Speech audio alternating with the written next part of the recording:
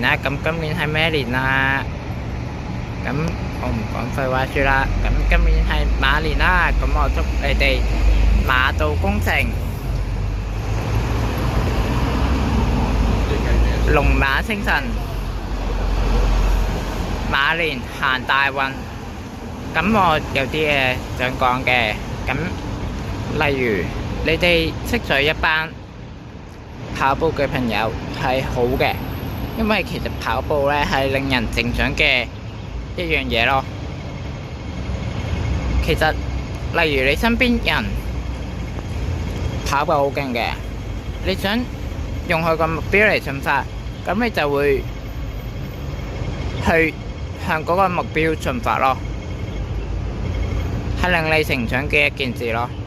其實跑步就係令人成長啦。咁大家講到呢度啦，好，拜拜，記得 like、share 同 subscribe 同 comment 啊。